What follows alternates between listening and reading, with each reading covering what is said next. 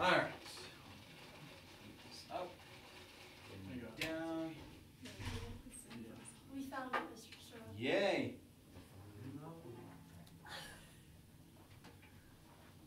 Here, you can show 'em. This is yours truly, Robbie.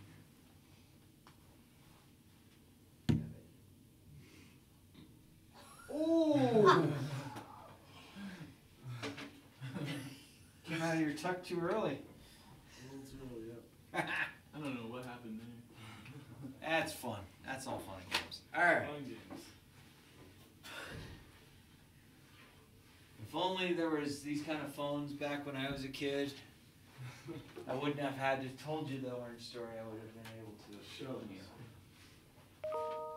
That's called evidence. All right.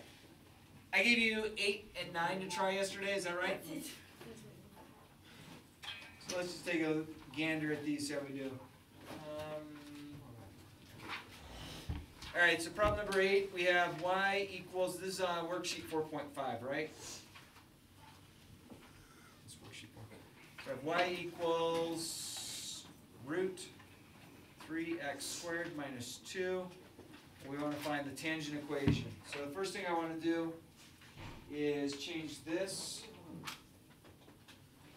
to this. Okay, the 1/2 power. Yup. See ya. The 1/2 power is the same thing as the square root. And then from there, what I can do is let's find our point. So if I take this 3 and plug it in here, that's going to give me 3 times 9 minus 2 square root. So that's 18 minus 2 square root. That gets me to 4. So my point's going to be at 3 comma 4. Did I do that math right? I sure hope. Hey, big seat rather than suited. I think I did that right. And then when we find the derivative, remember I take the exponent down front times just the original as it sits. But I subtract 1 from this, which is same thing as 2 over 2, so that goes to the negative 1/2 power. And then times the derivative of the inside, which is going to be 6x. Yikes. So that's my derivative.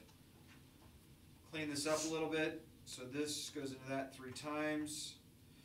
So I get a 3 on top over the square root of 3x squared minus 4. So if I take my original 3 and plug it in here,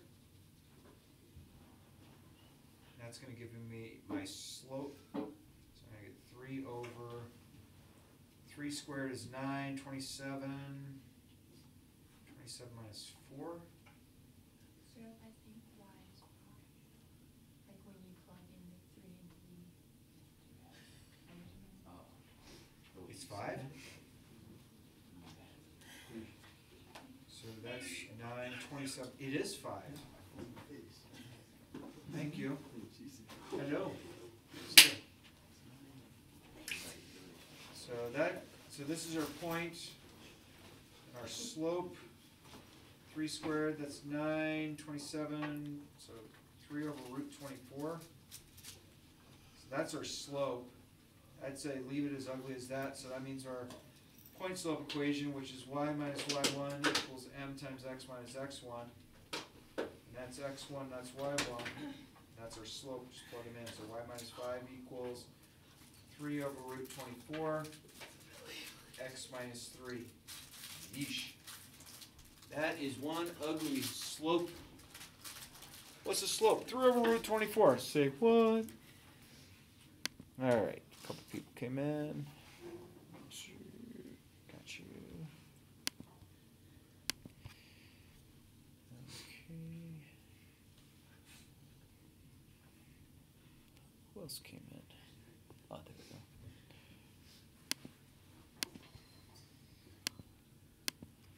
Save it. Cool. All right, and then number 9. Number 9, I looked at it after you guys left, and I was like, oh, shoot. I shouldn't have given something this bad. They're going to hate me today. So I have f of x equals x squared minus 4 raised to the third plus 12. And it says that the slope, we want to find the coordinates where the slope is 0. Oh my gosh. Okay.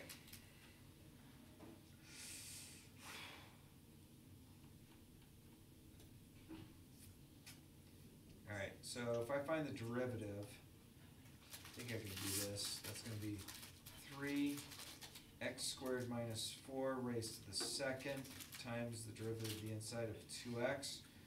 That's just going to be 0, so we're not going to worry about that. Oh, cool.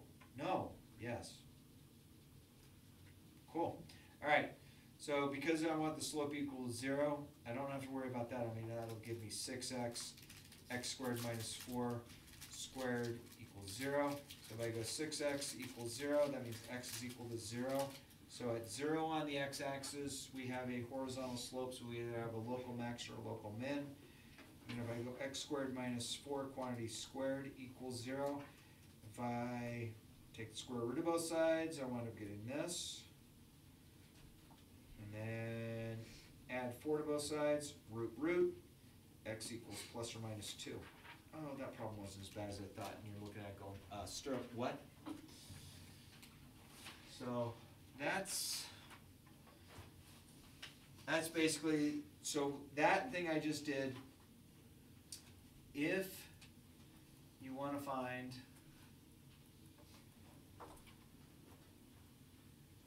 the local max or min, that means the slope is 0. You set the derivative equal to 0 and solve. That's what we did on that last problem. All right. Today's Tuesday, right? Mm-hmm. All right, so what should we do? We can run through that. We're going to skip the next section.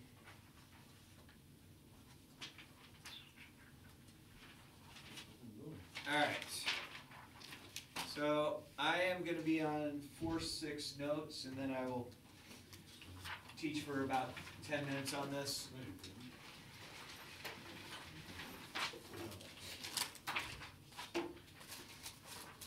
All right. Says example 1. Suppose the total revenue generating by the sale of a product is given at r at x equals 25x minus 0.05x squared. Find r at 50 and what does it represent?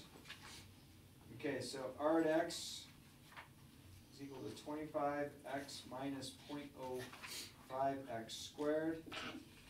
And if they wanted us to find r at 50, that means I'm going to plug 50 in there and there.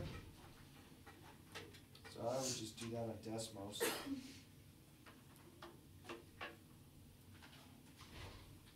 So that's going to be 25 times 50, because r at 50, minus 0.05 times 50 squared. So 1125. So this would result in 1125.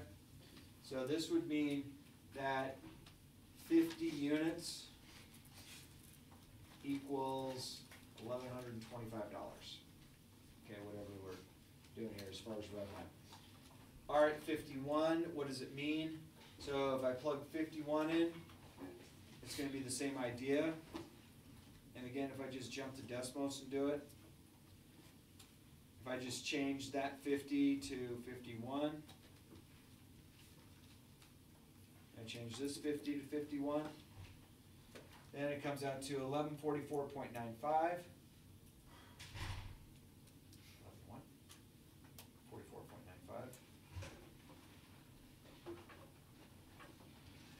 Okay, so basically all this means is on a graph, if I produce 50 units, I'm going to make $1,125. If I produce 51 units, I'm going to make $1,144. So we're still on the upward trend.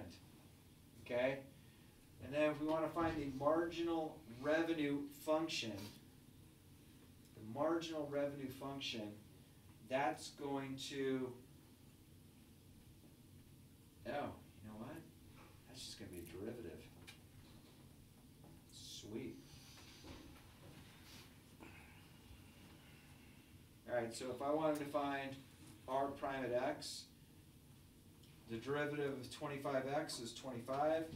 The derivative of this is going to give me 2 times 0.05 is 0.1 x to the first. Okay, so there's the derivative.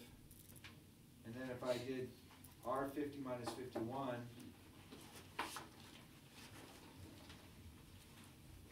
so if I do it, I don't know why they changed it. There's our first derivative. Then they want to say, what is r51 minus r50? And what does it mean? Well, r51 was 1144.95 minus 1125, and 144.95.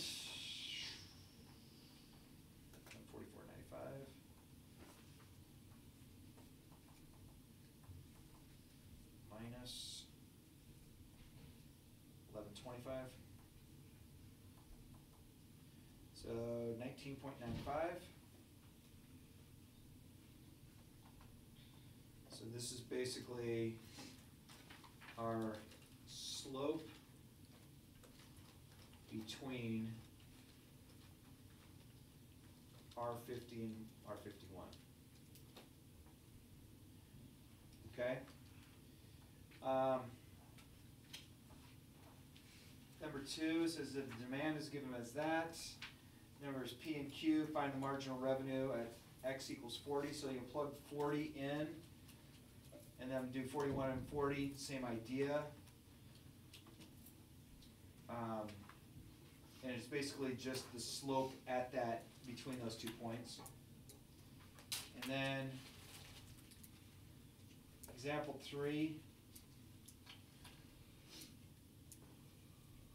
Yeah, all you're doing is just plugging those values in, which is great. I'm just trying to see if there was anything extra. All right. So,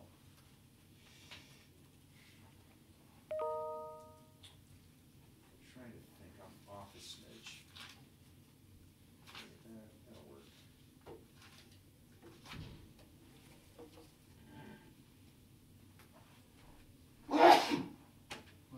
One more. Here it comes. You jinxed it.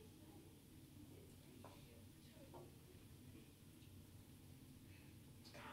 I lost it. All right. So what we'll do is, why don't we do this? Worksheet 4.6. Let's do 1 through 6 all. And what I'll do is I will go over that in the video tomorrow as well as more. So plan is, you can have your computer or your phone watching the video of what Wednesday, Thursday, and Friday would be. Friday, won't be watching video. You have a quiz on Schoology. I think there's 10 questions, maybe 20 questions, I can't remember. But you get to do it all together as a group, and it's on derivatives. Cool? So if you choose not to be in class for the next couple days, just realize Schoology will be open during class time for the quiz on Friday. And I'm not saying don't come to class, I'm just saying if you chose to be at the Pancake House watching Stirrup's lecture, eating bacon and pancakes, sounds like something I would have done. Cool?